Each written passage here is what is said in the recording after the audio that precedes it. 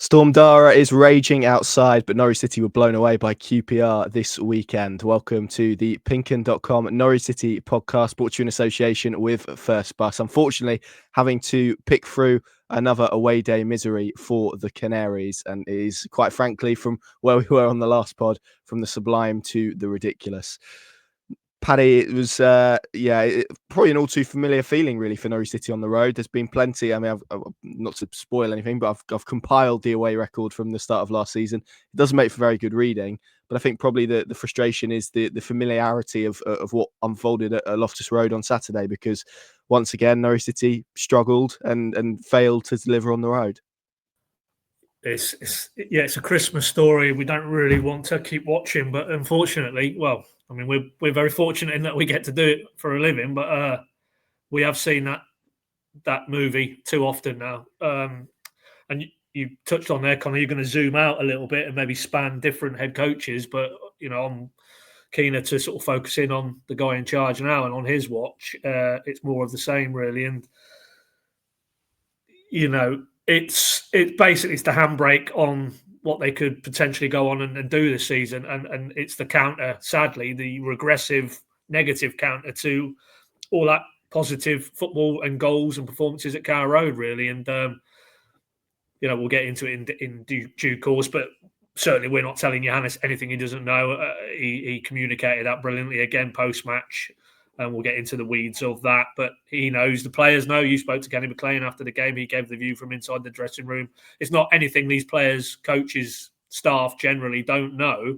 The big driver now is can they find some solutions that mean we're not dissecting these really woeful, lifeless, away games where they're so easy to score against. They don't look like they've got enough threat at the other end of the pitch, and really, it's not the Hoff ball that is now associated with Carrow Road in terms of the more generally, in terms of not even what goes on in either box, but the general play and the control or lack of, and the inability to dictate how a game's unfolding, and almost just they're buffeted by events all the time on the away games. And what we saw yesterday in the key moments, but also at the start of the game, for me, was go back to the Swansea game. Actually, that's the one that sticks in my mind. And the reason I say Swansea is because both managers, both the Swansea manager on that occasion, which was a 1-0 defeat that day, if you've forgotten, if you've erased it from your memory, that a man could force an own goal, but another lifeless, anemic performance in general, which got what it deserved, absolutely nothing. But Cifuentes yesterday after the game chimed very similarly with, we go aggressive, we get in their faces, we press them high, this team can't handle it. That was the inference. And to be talking about this now, I can't remember off the top of my head when exactly that Swansea game was. I think it was after one of the first international breaks. If not the first, it was the second.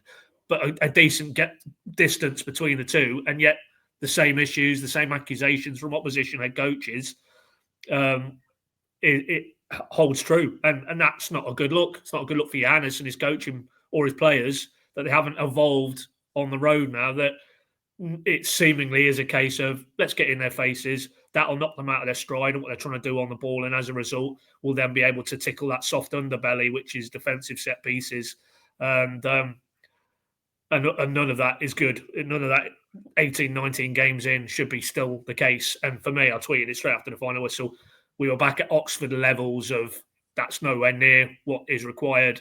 And that was the start of the season. So, and I know in the intervening period, there's been a lot more good put in the positive side of the ledger, but that's there. It's still there. It burst to the surface again yesterday at Loftus Road. And until it's eradicated, then this team isn't doing anything in terms of the promotion situation, because for every step forward at Carrow Road, there'll be a step back on the road. And what does that lead to? It leads to mid-table, hopefully mid-table. I mean, if the home form starts to tail off, then it might be more looking over the shoulder. I don't think that would be the case, but I think it was another sobering reminder that, for all the positivity, when you go and watch this team play at Carrow Road, the other side is also still there, and it's the two faces of Johannes Thorup's Norwich City, and in very short order, in now a matter of hours between now and Tuesday night, Portsmouth away, Fratton Park, a team who themselves won 3-0 on Saturday against Bristol City at home, a team looking to stay in this division who will scrap and fight for everything. Let's hope we don't see this movie again from a Norwich perspective.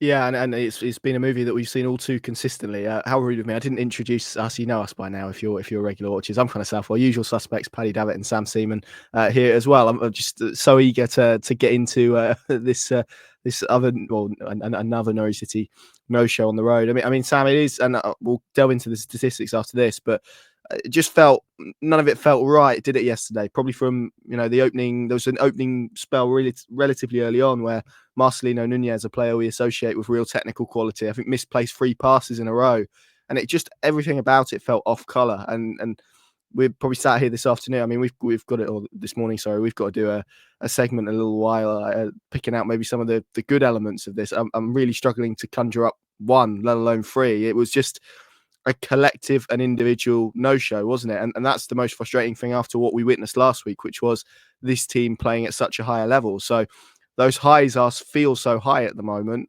and performances, but the drop-off is really concerning. There's almost no middle ground with this team. It's either they're really good or they seem to be really poor.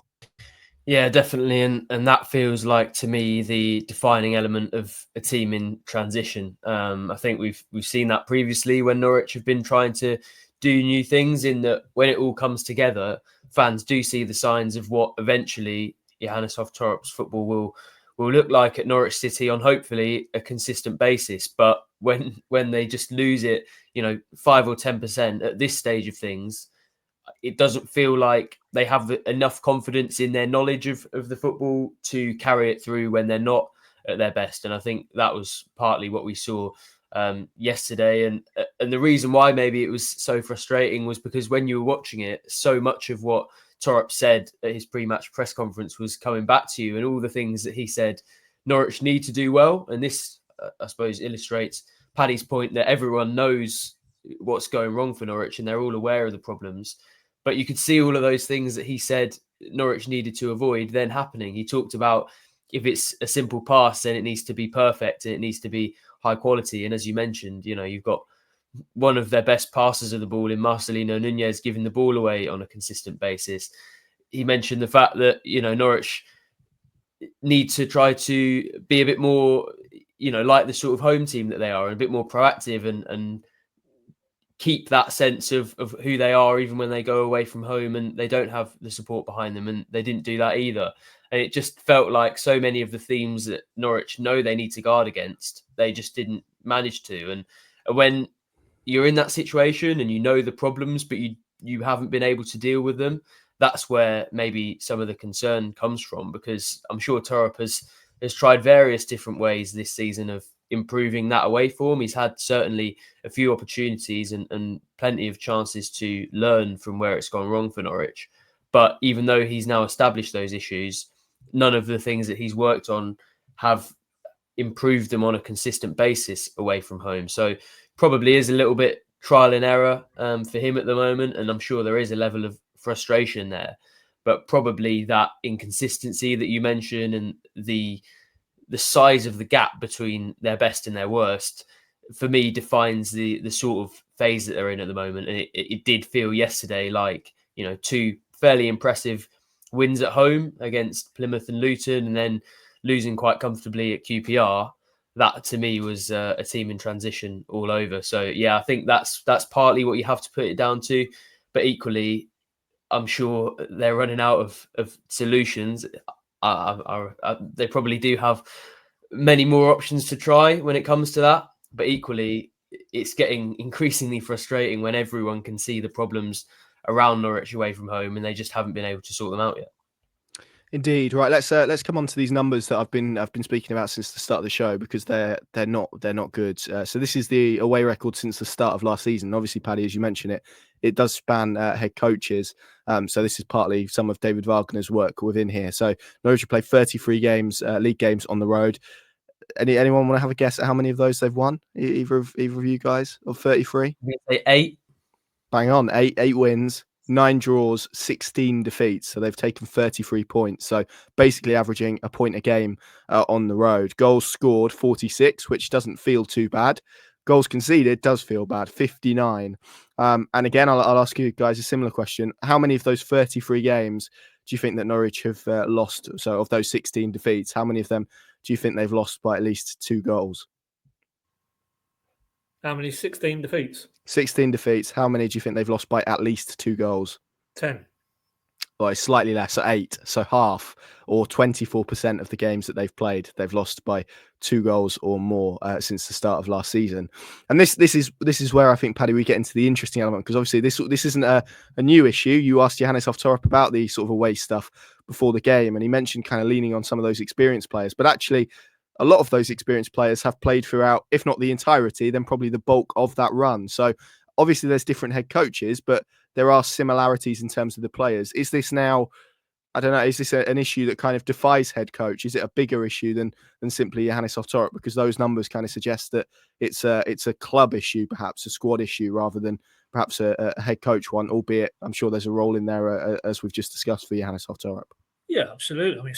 I don't think you can separate out any element of the equation. It's the current group, but a lot of that current group also span a different head coach. So they were still here, but the fact that it is a very different head coach with a different outlook, pretty dramatically in terms of how they want to build the play and what a Norwich team looks like on the pitch. I think it does, for me, has to tip far more towards the here and now rather than what's gone before, even if the common denominator there is a core group of players. And with that in mind, I mean, I'm just going to drill down into 10 away games under Thorup in the league, and they've won 2 of those 10, but they've conceded now 17 goals. That's 1.7 goals per game every time, on average. Statistically, they go away in the Championship. They start from a position where they need to score 2 or more to get something from the game. Well, as Johannes said that yesterday after the game, that's not going to lead anywhere, and certainly nowhere in terms of the end destination, which is, if it's not this season, in very short order, competitively challenging for promotion and then hopefully getting themselves up and out.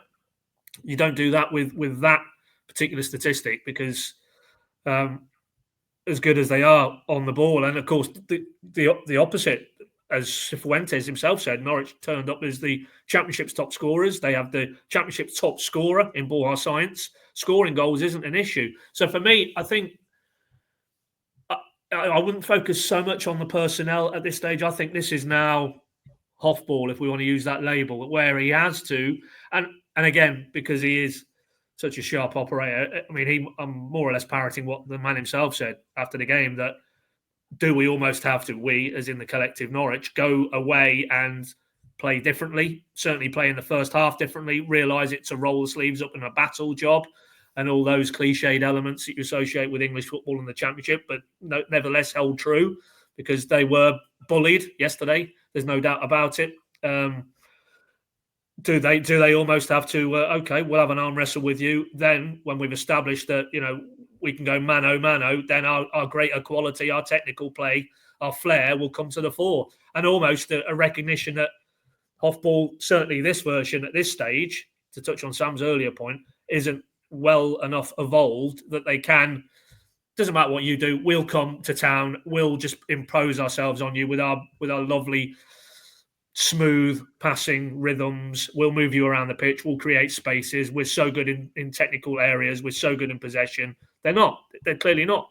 Marcelino Núñez giving the ball away as cheaply as he did set the tone, but he wasn't alone in that. This group of players aren't good enough to turn up, and I'm not just thinking off the top of my head, there's been teams in the Championship I've watched, the Wolves teams, Fulham teams down the years, who were very, very good technically, and it didn't matter.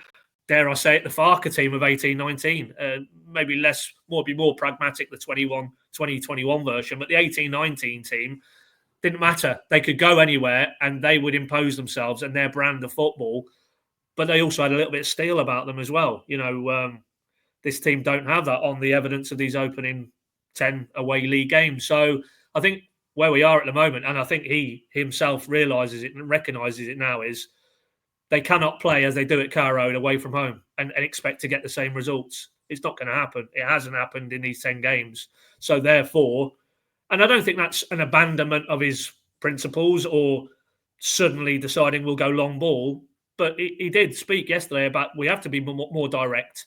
We have to accept that maybe at the start of these games away from home, where, to reiterate what I said earlier, Cifuentes took the same playbook as Williams was at Swansea, and I've checked, and that was mid-September. So we're now, what's that, getting on for 4 months down the track, and teams still think they can basically get in Norwich's faces and press aggressively when Gunn is trying to play out to Duffy or play out to Doyle, and that will basically nullify what Norwich are about. And sadly, yesterday, as it did at Swansea, as it done too often away from home, Sheffield Wednesday was another game, Hillsborough recently, they couldn't seemingly escape that kind of aggressing, suffocating, front-footed approach from these home teams. Okay, so if your football isn't going to get you through those periods, come up with something different. And that's, for me now, the intriguing element of, is Portsmouth the start of something that's far more pragmatic away from home? And that, as I say, to reiterate, that isn't suddenly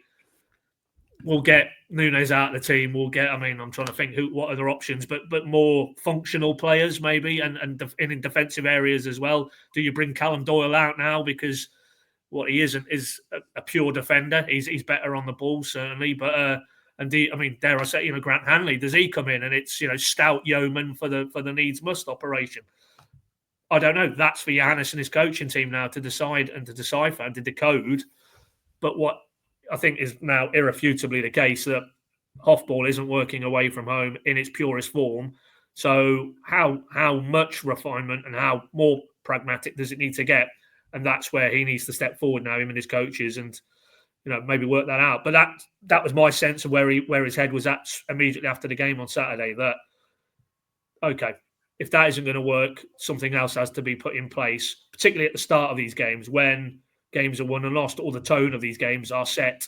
And really, after that first 20, 25 minutes, did Norwich really have any sustained periods when they were on the ball and it was that smooth playing that we associate with Carrow Road? Not for me. They had little flurries and they had some opportunities on the counter, but that control element that is almost baked in now at Carrow Road, where they do pin teams back and they have a lot of the ball and they maneuver players out of position, and then they use those trigger movements of a Sainz or a Cernach or a Sargent when he's fit. None of that, I'm afraid, we're seeing enough of away from home to suggest that you continue doing the same thing. So everything I've spoken about is really reiterating what Johannes himself spoke about yesterday. So let's see what that looks in practice, starting with Portsmouth.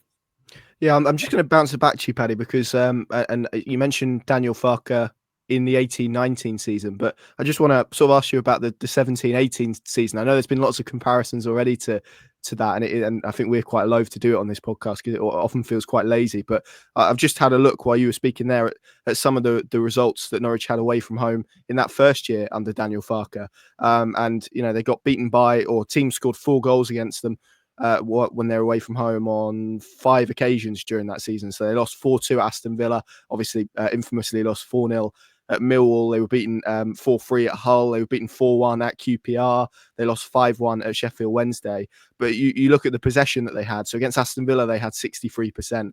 They had 72% in that 4-0 defeat at Millwall. They had 57 in that 4-3 at Hull, 57 in the 4-1 defeat at QPR, 60% in the 5-1 away at Sheffield Wednesday. Is this a similar issue? A coach coming to the Championship and to England and thinking that they can rotate? And again, it's not it's probably a lack of knowledge and whatnot, because they've not been in the experience, rather than a naivety or an arrogance to think that their style of play can ultimately just plug it in and off it goes. Is this sort of where we're at, a coach realizing now, and certainly I was in Johannes's press conference last night, I did feel that realization that actually, as you said, it's about tweaking those elements, as Farke did in the subsequent season, to make sure that the way that they want to play is, maybe you accept having less possession, but you accept having more effective possession, and maybe that's the route to it. But do you see similarities between how Farke first approached those away games, because the results are relatively similar in terms of Norwich being beaten quite well on the road? Well, absolutely, yeah. Funnily enough, I had called up 17-18. I just wanted to see the parallel with the away record, and I've got it here. That season, 17-18 that you refer to there, Connor, they won 7 away from home, drew 7 and lost 9.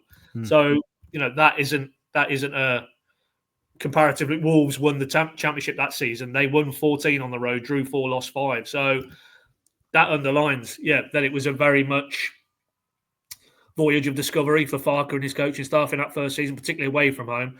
And that Millwall game, which was often seen as a watershed moment, out came, I think it was Franca and Martin. Grant Hanley had just came in, didn't he? Came in, just been bought though, hadn't he? And came in. Zimmerman as well. And that was the other point. Central midfield where, they were, for all that possession that day at the Den, they were cut asunder through the middle of the park.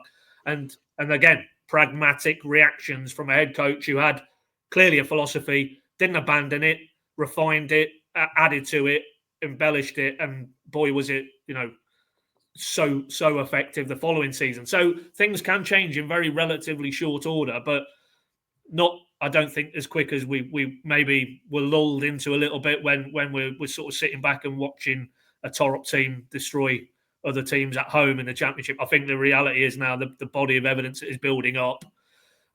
Because the answers might not actually be now, and this chimes or bleeds into transfer windows to come, the next 2 or 3 windows. The answer might be they have to go and look at bringing in those type of players, which he doesn't have at his disposal. We'll see. Again, the next few lineups might give us some clues on that front, really, and then going into January and what January looks like, and maybe more likely the next summer. But for me, I completely am on board with that parallel. We are in 17-18 Farke. There's absolutely no doubt about it.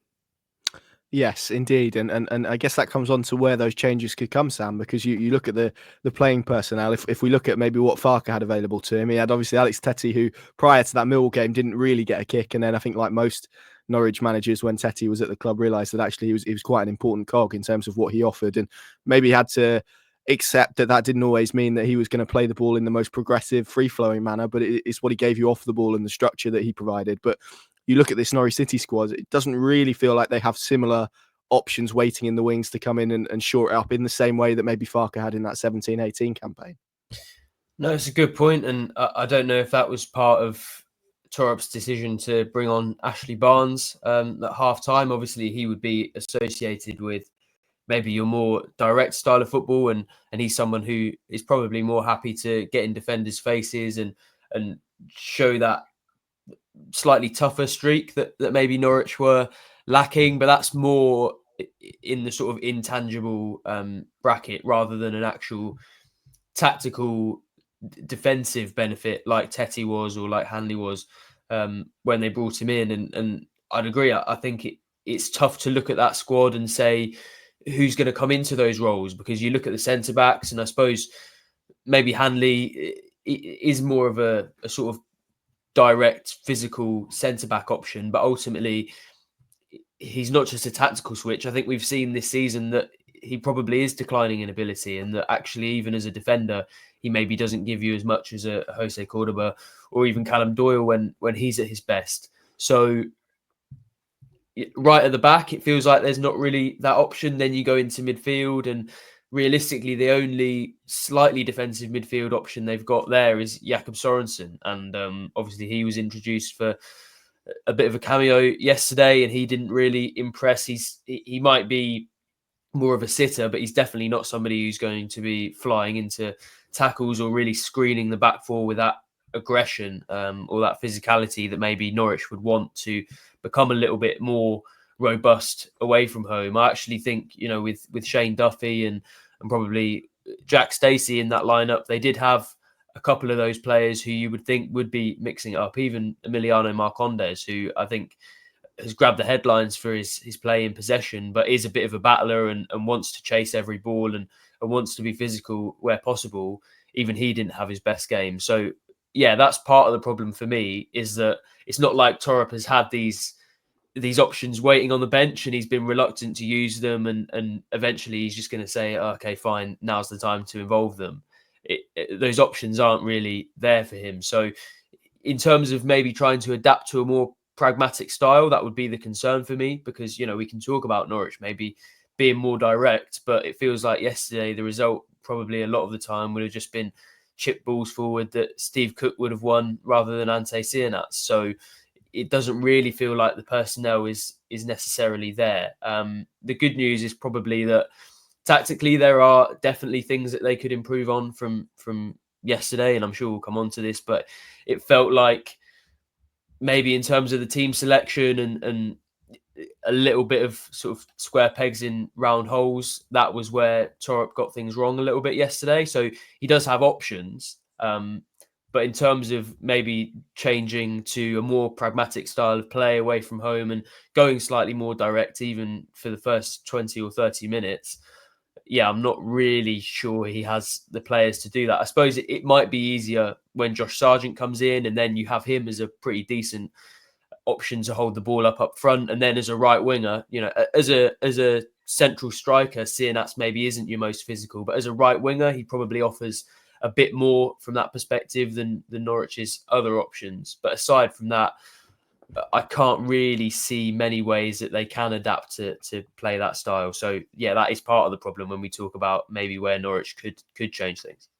Yeah, a few things for me to sort of pick up on the back of that. And I think before, and not that you guys are saying this at all, but I think before anyone sort of runs away with the idea that we're saying that Norwich needs to turn into, a peak Tony Pulis side and suddenly play a load of 6-footers and go long. I don't think that's what we're saying at all. It's about the tweaks that you can make to make you more resilient and make you more resolute. I actually wonder if, I know we floated this a few times on the pod, but whether a solution is a free at the back away from home, and just to give them a bit more of a foothold in games and a bit more solidity. That way, you wouldn't necessarily lose the possessional elements, but it would allow you maybe to be a little bit more combative with if teams do, as they have done against Norwich, do go slightly more direct, and what that looks like, I don't know. And then you could probably transition that into a 4 in possession if you were quite cute at the way that it was coached. Although doing that, I think 2 days ahead of a Portsmouth game is going to be very, very testing.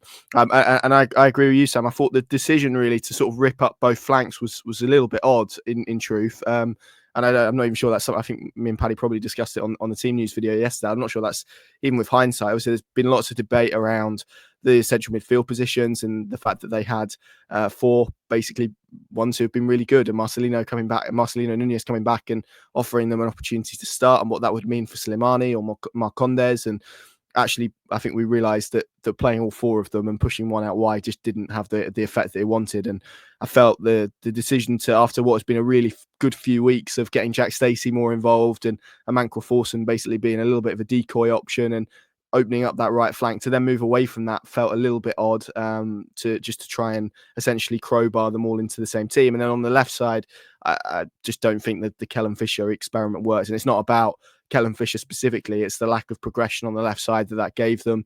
And I also thought as well, from Fisher's perspective, I thought there were players who didn't give him enough options consistently enough inside the pitch, and that created the pressure of him constantly having to pass backwards, and that allowed QPR then to get up the pitch to go and press them and create what Paddy said, that high press that caused them problems. So yeah, I don't know what you think, Paddy, but it felt to me, whilst I think there hasn't been much criticism of what Johannes Hoff Thorup has done so far, I thought the decision to change both of those flanks, which have been really effective since basically they came back from the international break, was a little bit of a head scratcher. Yeah, particularly, I mean, I agree completely on both aspects, but particularly away from, a lot of this pod is basically, it's the core theme, it's the away versus the home. But I mean, you could probably, I think, get away with Marcondes, Slimani, Núñez and McLean at home at Carrow Road, where you more often than not, on the evidence so far this season, you're going to be in control or have large periods of control. I think those technical players would work in that environment. Didn't work against the QPR team who were up and at them. So that's something I'm sure he'll reflect upon. I mean, we do have this benefit of hindsight, but I'm sure they'd have been better in terms of shape-wise out of possession with Forson tucked in on the right. And probably then, because there was 2 Stacey bursts. There was the one he cut back from the byline, which Slimani needs to keep under the bar, and then I think it was his cross with Sainz for the first of the 2 disallowed goals. So, but you compare that final third entries with the 2 previous Carrow Road games, so that felt that it didn't work, whether it's with the benefit of hindsight or maybe even at the point that team news dropped. And yeah, I mean, it's become pretty evident as well. Kellen Fisher is doing a job on the left-hand side in comparison. But of course, then we've just said that Jack Stacey is an asset on the right-hand side. What do you do then? Because you can't really play both of them on the right-hand side, I don't think. So that might be one of those tough calls that he has to make now. He made it earlier in the season. He decided to go and pivot to Fisher, and Jack Stacey came out the side. it would seem very harsh now if he went the same route again. But what is the alternative? I would. You would knock Jack Stacey out the side again? I think so. Yeah, I think so. Yeah, I think but purely because I think if you look at when Norwich were at their best defensively, it was when they had a Fisher, that is true. But I'll come back. Duffy, Doyle back four. I think I'll try and go back to that. Which would, I mean, again, it's almost like the finger in the dam, because you resolve maybe some of those defensive structural issues. But why did he go back to Stacey? It was because he felt on the right hand side in terms of the attacking part of the template that it was too over reliant on science and what he was doing on the opposite flank, and they needed to chance creation from the right, which Stacey does bring. So maybe it's the trade-off, which is the most pressing priority. And at the moment, away from home, I think we'd all agree, as would most Norwich fans, it's stopping the goals going in.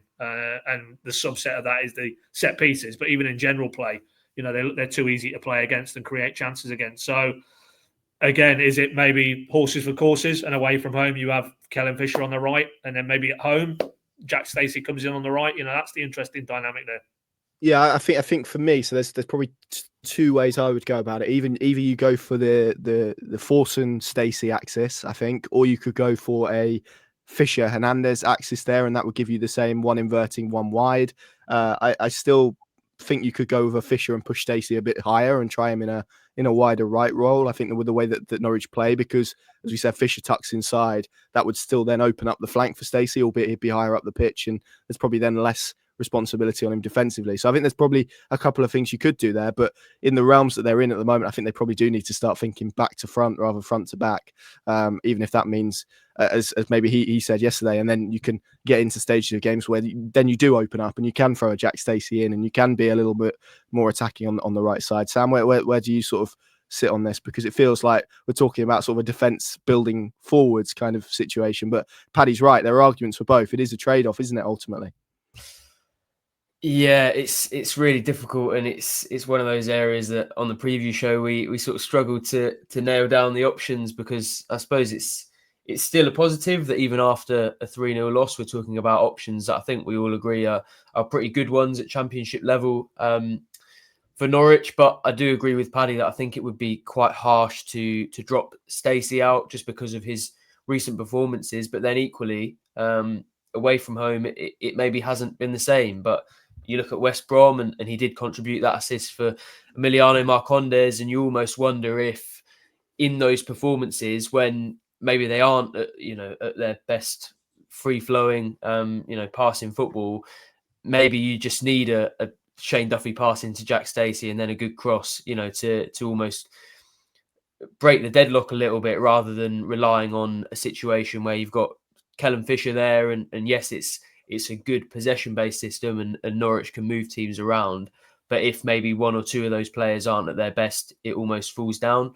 So that would be what I'd be considering. I think the one thing that I'll say is that for me, Fisher will end up being the long-term option for Norwich. I think he fits into Hoffball a little bit better than Stacey. And so for that reason, if I was Thorup, I think I wouldn't have any qualms about dropping him out, maybe leaving him on the bench for a couple of games, because although right now that feels harsh, I think there's more chance that over the long term, he ends up winning that place and ends up being their starting right back than Stacey. So yeah, for me, probably right now, I would keep Stacey in there. I do think they need to balance it out with the wing and like you said, with Fisher and Sainz on the other side, in terms of having both of those inverted, you do need one doing either job. So actually a lot of it also depends on how he views the sort of right winger situation and who's playing there. Because, for example, you wouldn't want Fisher and Forson out there at the same time. So yeah, I think he has to think of that as a duo, and that was probably part of the problem as well yesterday, was that maybe there wasn't as much consideration as to who affected who in that team. It was Norwich's best 11 players right now, and the 11 players who are in the most form. But I don't think there was enough consideration as to who was affecting who and which players were maybe nullified by others in certain positions. So yeah, I'm sure Thorup will maybe go into that Portsmouth game feeling like he has to make the tougher decisions rather than looking for workarounds. And I suppose at this stage of the project, it's good to learn those lessons. But yeah, I'd be very, very surprised if he goes down a similar route for that game on Tuesday. It's about balance, isn't it? I think if you, as you say there, if you're having one player invert, you need a wider option. And actually, what they've done in recent weeks was they'd used Marcondes as sort of that third central midfielder to go and push wide when Sainz inverted, and that kind of negated that sort of lack of balance on the left side to an extent. And then, suddenly to push him into a right position after when his best performances have come in that midfield three, just it felt a little bit odd. Didn't quite feel right in the way that I think it has done in previous weeks, and that ultimately is probably what they lacked yesterday, because they looked disjointed probably all over the pitch. I guess, as we mentioned earlier, potentially a back three could be a different option, but I'm not really sure I see him going down that route at this stage, if I'm being completely honest. This is, of course, the PinkUn.com Norwich City podcast, brought to you by First Bus, and of course, I mean, we're all doing plenty at this time of year, aren't we? Whether it's Christmas shopping or, I don't know, various work dues. I think Norwich City had theirs last weekend, didn't they? And in some of these, taking the bus can be a good way of getting home, and available to purchase on the First Bus app at the moment from basically the whole month of December is the Festive 5, which allows for unlimited travel for 5 people of all ages on all First Buses all day. So it means it's perfect if you're going on a work to, or if you are doing some Christmas shopping, and I don't know, parking in the city centre is a little bit of an issue generally. So or even for the Norwich City game next Sunday against Burnley on the 15th, you can go with your friends and family on the bus. So there's another option for you. If maybe you hadn't given it some consideration, you can visit firstbus.co.uk/Eastern Counties for more details, or it's all there on the First Bus app. Right then, should we talk set pieces?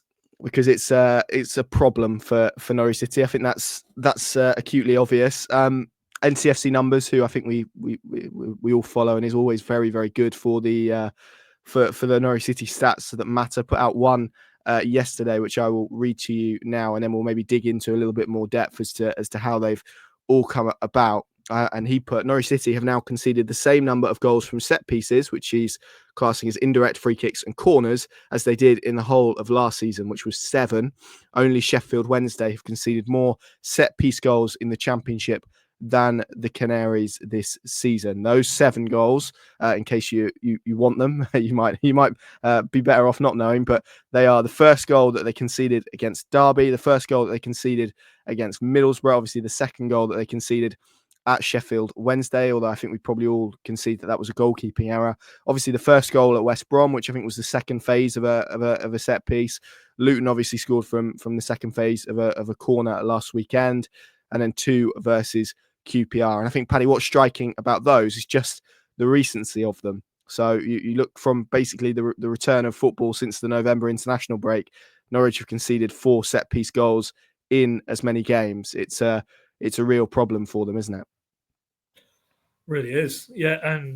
And the other side, and Johannes again referenced this post match. They're not offering anything in terms of attacking set pieces. How many goals have they scored attacking wise? So of course we'll focus in on the defensive element, but set pieces generally, I know are near good enough, and that brings it to focus. Nick Stanley. Let's be honest, and I know Chris Gorham asked Johannes directly about him and his role. And Johannes, I thought was good. I thought the answer was, well, it's a collective. I'm the head coach.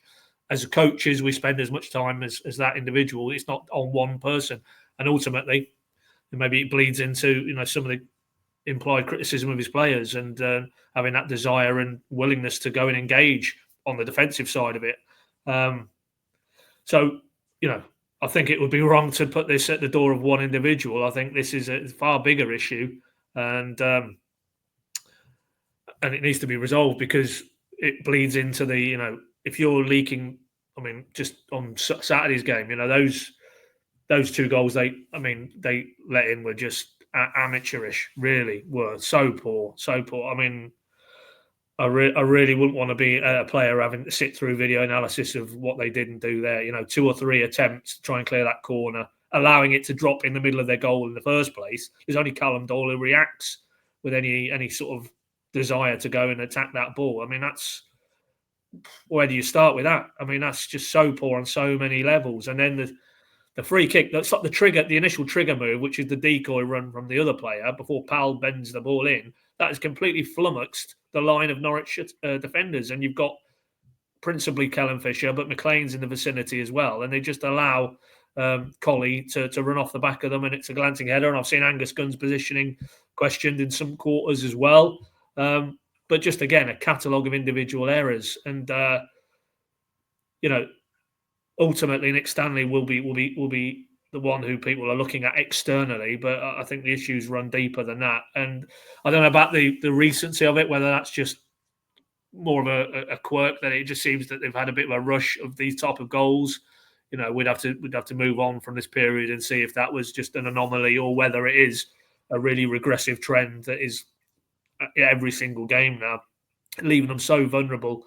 And it completely hamstrings any attempts at winning or going away from home, and it's not even a away at home thing, because, as you rightly pointed out, they're leaking set piece goals at Carrow Road, so it probably transcends whether it's away or home. It's just championship games of football. Norwich is so vulnerable and so fragile when it comes to defending set pieces, and obviously, Nick Stanley, as the set piece coach, he, for me, has to take the ultimate responsibility. But it isn't solely down to him; it's players taking some responsibility, and it's Johannes as the overseer, as he said in the answer to Chris Gorham, who's where the book stops. So, again, in much like the debate we've had about, is it a personnel thing or is it a more structural thing in terms of game model, then maybe less so, I think, when it comes to set pieces, because that is effectively a dead ball situation. You should be able to set up in a way that is far more effective than it's proving at the moment. So for me, it probably tips this element of the concession, this debate, more towards personnel, and players being far more alive and proactive. And I know Johannes sort of put a little bit of a marker down about experienced players, and maybe they need to lead the charge, but I don't really buy that. Whether you're young or old, you surely should know that if there's a player running off the back of you, maybe I'll go and deal with him because the ball might go into that area. We're not party to the sort of technical discussions about zonal and man-to-man or hybrids of. Maybe that's something we'll now have to have a discussion with Johannes about in one of these upcoming press conferences, because it would be good to get some insight of what they're actually structurally trying to do, even if it isn't actually transpiring that they're able to execute that properly. But if you had some clear sense, I don't look at Norwich's defensive set pieces work and for me, can really decode what they're trying to do, in terms of positionally, in terms of a zonal or a man-to-man or a hybrid. It's just a mess. And the outcome is 7 goals now conceded from set pieces, either first or second phase. Not even a long way short of halfway in the season. If this remains unchecked, again, much like more broadly letting in goals, it's just going to be a complete handbrake to them doing anything that remotely resembles sustaining a promotion push. Yes, agreed, and I think that's some good points raised there for sure. And for all the talk of experience, I'm not sure Kenny McLean's experience helped him when Ray and Colley ran away from him pretty easily to go and head the ball in for the second goal. So, I mean, how much does experience play a part in this? Who knows? And yeah, it is interesting, Sam, because I think inevitably when you speak about set pieces, the attention seems to turn to Nick Stanley, and I guess part of this is modern football, isn't it? Because you bring in coaches who are dedicated to something, and they have a set piece coach as their title, and suddenly, if there's any errors or successes, even in this era, as we've seen with Arsenal at the moment, he gets pinned all on those guys. There's a team behind Nick Stanley. A lot of those analysts haven't changed actually from the successes that they had last season. Obviously, the coach has changed. But for example, let's talk about Norwich City's defending more generally. If Norwich City had a defensive coach, then they would probably be getting fingers pointed at them specifically. If you can kind of see what I'm saying, even though maybe it's Glenn Riddersholm who heads up the defence, for example, and in sort of their unit work. So should he then be getting the blame for the defensive aspects of what they're doing? Jack Wilshere is overseeing what they're doing from an attacking perspective. It was Narcis Palash. So is it those guys we should be really sort of patting on the back? I think what I'm saying is I think it's too simplistic to say they're bad at set pieces, Nick Stanley is bad. I think that is a very difficult one, because you look at, for example, the first goal, and I agree with Paddy, a lot of what it is difficult to decode what they're trying to do. But at the same time, if we had Nick Stanley on here, I'm sure he'd say, well, I can coach them in the best structure in the world. If you have players taking 2 swipes to clear a ball. They miss both of them, and then the third one, they scuff into a path for the defender to prod home. That's not a coaching issue. That's an individual issue. That's a personnel issue. The second one as well, you can set Norwich up in the best defensive line in the world. If players aren't switched on, if they're not alert to danger, if they're not quick enough to spot it, again, that's not necessarily a coaching issue there. It's not a structural issue. It is that. And, similarly, earlier in the season, there was a lot of focus on George Long. I'm not sure Tony Roberts' name got mentioned once in that conversation. So, of course, there is a portion of this that you have to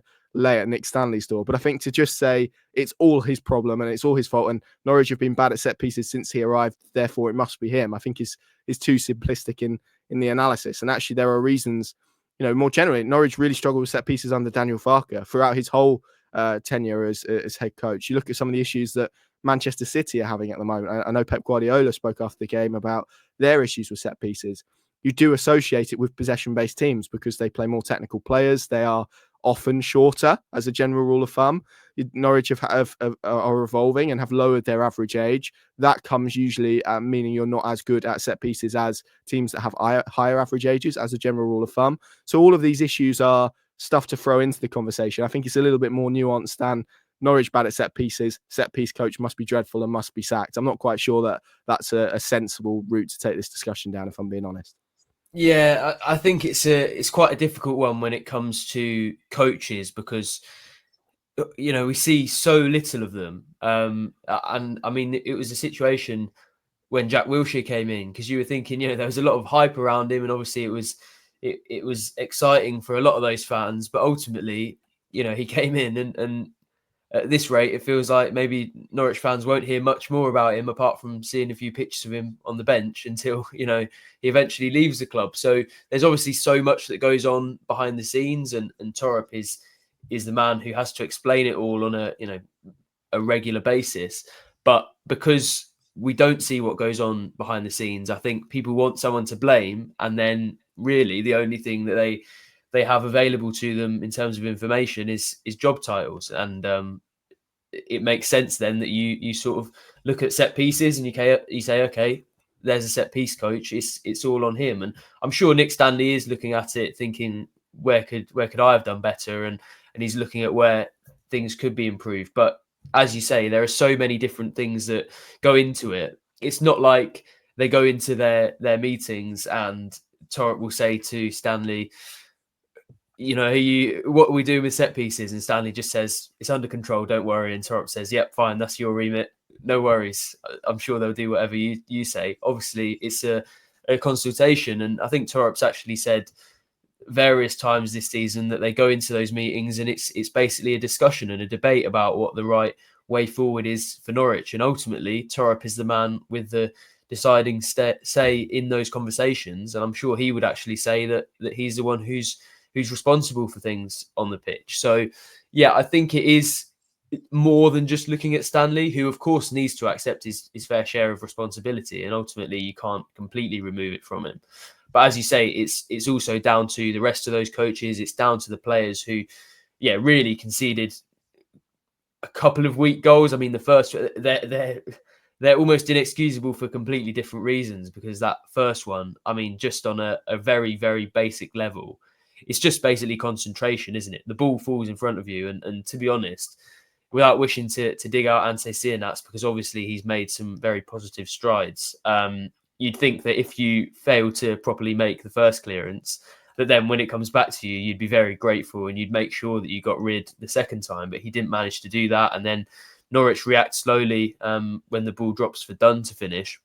And then the second goal, I mean, the second one feels to me more like a sort of structural issue, because you watch it and it's basically just a defensive line that doesn't move and the player just drifts past them, and it looked like a bit of confusion as to what they were supposed to be doing. So I think that's more of a sort of tactical problem and something that Stanley will be looking at. But ultimately, it's basically just pretty poor defending. And there are a few things that, as professional footballers, should be taken for granted, to be honest, like playing a 10-yard pass or following your man when he looks like he's running into a position where the ball's going and he could have a free header to go and score a goal. There are certain things that you work on day in, day out in training without actually having it explained, because those things should be given when you're a professional footballer. So, yeah, I think the responsibility is collective, and definitely Nick Stanley is a big part of that, but I wouldn't put all of the blame on his shoulders, even though I can understand when we have so little information about what goes on behind the scenes, why people are then pointing fingers at him. Yeah, completely. And that's not to say, he's immune from criticism, because obviously with this discussion, it's not the case. If you lead on something and you're not very good at it, then you are held accountable for that ultimately. But what I'm saying is, I think it's too simplistic to just say everything's all at his door, and it should, just dropping in another set piece coach is immediately going to fix everything. I just don't see that as being the solution at the moment. There are other factors, and as we've mentioned in this discussion. Let's sort of move away from Norwich, because I think we've done 50 minutes on how bad they were. Let's talk about the referee yesterday, Paddy, because there was quite a few elements that, for as bad as Norwich were, and they were very bad, and I'll keep making that point because, as Thorup said yesterday, it's not excuse making, but I thought the officials generally had a really poor game. You look at, and it's not even about the big decisions really, it's more generally as well, and sort of the overall management of the game I felt wasn't great.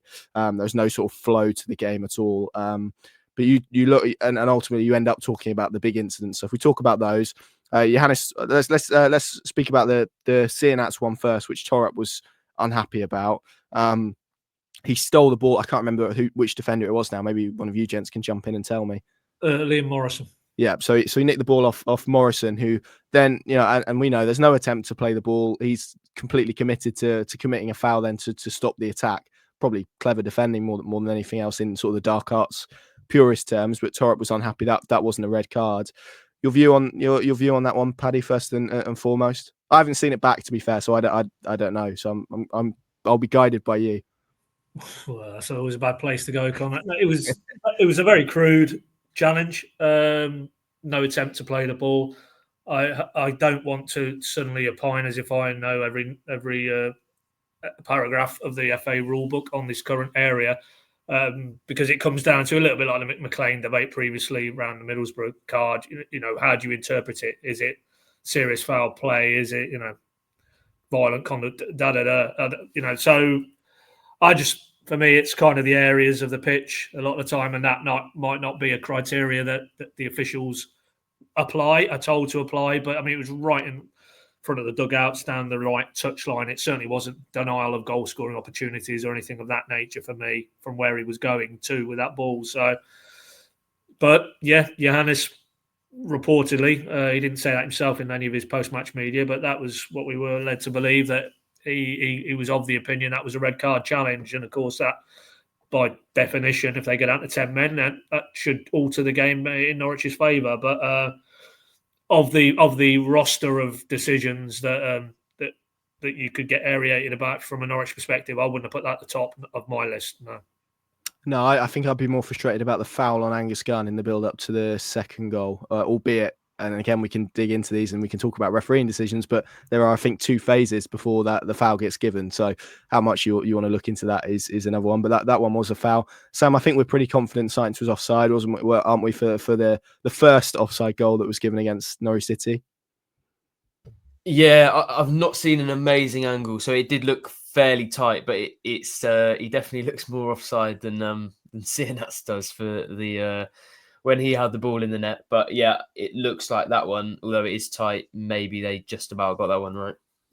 Yes, and then I think the one is the handball decision, which I can kind of get how the referees missed that, because he's looking through a sea of bodies. But I don't know, maybe I'm asking too much for linesmen, and we're getting into positions. But yeah, if you're looking across it, well, could you've seen that? I don't know. That's where VAR comes into the debate, doesn't it? Because I know there are a lot of reasons why people don't like it, and we probably don't have time or anywhere near enough time to get into that. But that's the sort of one that VAR catches. It's easy. 5 seconds, you see a replay of that, and it's definitely handball. Whereas I think, to be fair to the linesman, he's got so many bodies between him and that handball, and also the player is actually facing away from him, and I think his hand is would be behind his body. So yeah, then it comes down to where the referees decided to stand, and obviously there are various places on the pitch where he can stand, where if the ball had gone to the back post and he had been in the position to see that handball and something happens at the back post, then he wouldn't have seen that. So yeah, I think that's where maybe VAR makes sense. There are obviously a whole variety of arguments about whether or not that would be a good thing. But I think in that scenario, that's exactly the sort of one where that would have helped out. But yeah, absolutely no doubt. That's a clear handball for me. Yeah, you're right. We don't have time for the VAR discussion, so we'll do it in a word. Thorup does want it. Paddy, would you like to see VAR in the Championship? I can't give an answer in one word to that, Connor, because I think it's some elements, yes, but not the interpretive elements of the application as it currently stands. So make of that what you will. Yes and no, I guess, is my answer. No. Sam? That's my answer, by the way. Sorry, I wasn't interpreting your answer. My answer is no. Sam? I would actually say yes. There you go. One word. Okay. That's you outranked, Connor. That's you outranked. Interesting. I'm disappointed. I would rather accept the decisions as they are, given what it's done to the Premier League. But if they can't see a ball hitting a hand and they can't see that a player is clearly onside for Cernach, then they're not fit, in my opinion. Yeah, but again, I think this is we could go back and forth on this. I think that's a general. The officials just not being very good. If I'm honest, it's black. Those two elements are black and white. They're definitive. Yeah. So it's not an interpretation of an individual in front of a fleet phalanx of laptops or whatever, and it's not subjective. It's black and white. That's the problem with how it's been used in this country. Agreed. But if we're talking about the VAR that gets used in the Premier League, absolutely not. If we're talking about ones in the way that you're talking about it, definitely. I would take that version, but not the one that's currently in the Premier League, which is a shambles. And again, we've maybe had a bit of a longer debate than I expected on that. Right, let's. I've given you guys 56 minutes now to try and come up with a just the ticket contender. This, of course, our segment sponsored by First Bus. We've got to pick out someone who was just the ticket. Good luck, gents. Sam, do you want to kick us off? Yeah, I'm going to take what I think is the easy option, really, but is probably the only available option, and that is the fans who probably had a bit of a late journey, a lot of them, and probably spent a lot of their morning worrying whether or not they would be going to the game, but obviously it turned up in a pretty good number. I think it was nearly 1,800 in the end, which is very good. Obviously, at this time with all the things going on and the disruption to travel, etc. And fair play to them, because I'm sure in the end some of them were wishing the game had been postponed. But they had to deal with a lot of uncertainty and then turned up in their numbers for what was quite a cold, wintry afternoon, and they definitely deserve better than what they got. Nice. That was the one answer I had for what it's worth. Yeah, so sorry, I thought it would be. I'm going to go rogue. I'm not even going to say. I'm going to say an inanimate object, and that is the meat pies in the press room at halftime. They were just the ticket, and you notice I've used plural there because I might have had more than one. And when I'm having to go, to be fair, they were small, weren't they? So they were. To be fair, they were. But when I'm having to go down a route of picking a food item, it's been a bad game of football, and that is the only way I can go is really because it was atrocious, as was the weather. I genuinely have nothing. I have nothing for you. I don't know. I can't pick a player. I'm not sure I can pick. I would have gone for the fans for what it's worth. So maybe I'll just sort of row in behind Sam and hope that that's good enough. But yeah, I don't have anything other than what you two guys suggested. Maybe the end. That was just the ticket. That was nice. But beyond that, no, I've got nothing for you. We're not back in action. We're not doing anything. But Portsmouth are awaiting Norwich City this midweek, and again another away game. So I guess, Paddy, opportunity knocks for Norwich City to maybe try and address a lot of the issues that we've discussed over the last 58 minutes or so. And the nature of this league is you have a game like Norwich had on Saturday, you very quickly get an opportunity to put it right. Usually in this league, certainly, yeah, and. I think it's probably unrealistic for all the reasons discussed in the previous 58 minutes to suddenly expect it'll be a night and day transformational outing from whoever's on the pitch representing Norwich on Tuesday night, because Portsmouth will have their own ideas. And as Johannes rightly said, their analysis really doesn't need to be anything more than 90 minutes of that video at Loftus Road and just look at that and try and replicate that. And I'm sure, not having studied Portsmouth that closely from afar this season, but they will have those intense, aggressive, in-your-face elements.